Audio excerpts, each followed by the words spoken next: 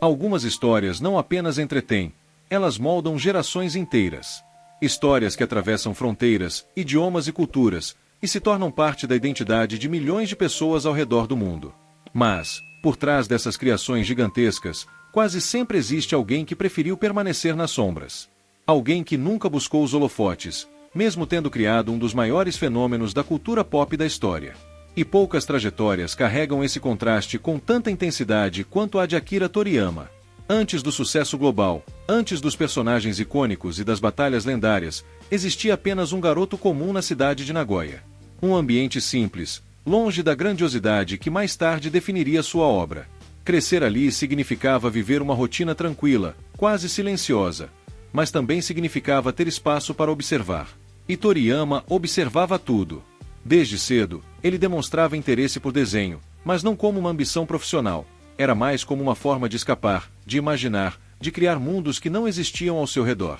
Enquanto muitos jovens sonhavam com carreiras tradicionais, Toriyama parecia não ter pressa de encontrar um caminho definido. Ele não era o aluno mais dedicado, nem o mais disciplinado. Mas havia algo ali, uma curiosidade visual, uma forma única de enxergar formas, expressões e movimentos. Algo que ainda não tinha nome, mas que já existia. Antes de qualquer reconhecimento, sua vida seguiu por um caminho aparentemente comum. Ele trabalhou como designer gráfico em uma empresa de publicidade. Era um ambiente estruturado, previsível e, para ele, sufocante. A rotina repetitiva, as exigências comerciais, a falta de liberdade criativa, tudo aquilo parecia distante do que ele realmente queria, mesmo que ainda não soubesse exatamente o que. E então veio a decisão que mudaria tudo. Sem garantias, sem segurança, ele deixou o emprego. Um salto no escuro. Uma escolha que, para muitos, pareceria imprudente. Mas, para ele, era necessário. Foi nesse momento de incerteza que começou a enviar seus desenhos para concursos de mangá. Rejeição após rejeição. Tentativa após tentativa. Nada parecia funcionar, até que alguém percebeu. O editor Kazuhiko Torishima viu algo onde outros não viram. Não era perfeição técnica. Era potencial. Era estilo. Era identidade. E, a partir desse encontro, algo começou a tomar forma. Os primeiros trabalhos não foram um sucesso imediato. Histórias que não ganharam destaque, personagens que passaram despercebidos. Mas cada tentativa carregava evolução. Cada erro trazia aprendizado. Até que, finalmente, surgiu uma obra que mudaria sua trajetória. Dr. Slump, com um humor inesperado, personagens excêntricos e uma criatividade visual incomum, a obra conquistou o público japonês. De repente, aquele jovem que mal sabia o que queria fazer da vida se tornava um nome reconhecido. O sucesso chegou, mas trouxe algo que ele ainda não conhecia: pressão. Prazos constantes. Expectativas crescentes. A necessidade de continuar criando, semana após semana. O que antes era liberdade começou a se transformar em obrigação. E, mesmo assim, ele continuou. Mas ninguém poderia prever o que viria a seguir. Em 1984, nasce Dragon Ball. No início, parecia apenas mais uma história. Inspirada em uma lenda antiga, com um tom leve, quase infantil. Mas havia algo diferente. Algo na forma como os personagens se moviam, na forma como a narrativa fluía, na energia que emanava de cada página. E então, pouco a pouco, o mundo começou a mudar. Personagens como Goku começaram a ganhar vida própria. As histórias evoluíram. As batalhas se tornaram mais intensas. O tom mudou. O que era uma aventura leve se transformou em uma saga épica. E, quando a adaptação para anime chegou com Dragon Ball Z, o impacto deixou de ser apenas nacional, se tornou global. De repente, crianças, jovens e adultos em diferentes partes do mundo estavam conectados pela mesma história, pela mesma energia, pelo mesmo universo. Toriyama não havia apenas criado um mangá. Ele havia redefinido o que aquele gênero poderia ser. Mas, enquanto o mundo celebrava, algo dentro dele começava a se desgastar. A pressão aumentava. O ritmo era implacável. Criar semanalmente não era apenas difícil, era exaustivo. E, aos poucos, aquilo que havia começado como paixão começou a se tornar um peso. Ele já não queria continuar, mas a máquina ao seu redor não podia parar. Essa é uma das partes mais silenciosas e mais humanas de sua história. Porque, enquanto milhões viam apenas o sucesso, poucos conseguiam enxergar o custo.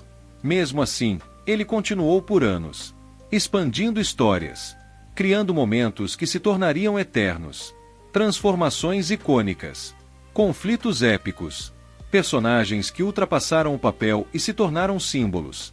Até que, em 1995, chegou ao fim. O encerramento de Dragon Ball não foi apenas o fim de uma história, foi, para ele, uma libertação. Um ponto final em um ciclo de criação intensa e desgaste emocional. Ele havia alcançado o topo, mas precisava respirar. E então, algo curioso aconteceu. Ele se afastou.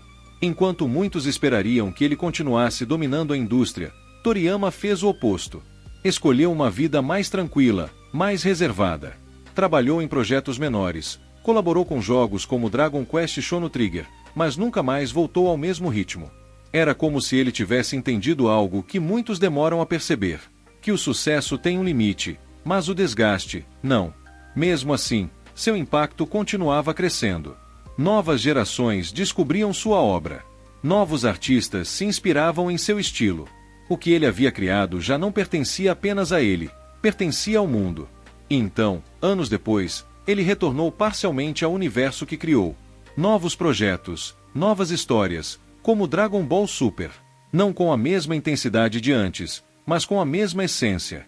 Mas o tempo sempre cobra seu preço. Em março de 2024, o mundo recebeu uma notícia que parecia impossível. Akira Toriyama havia falecido, aos 68 anos. A causa, um hematoma subdural agudo. Silencioso, repentino, como muitas das partes mais importantes de sua vida. E, de repente, o mundo parou. Fãs ao redor do planeta reagiram.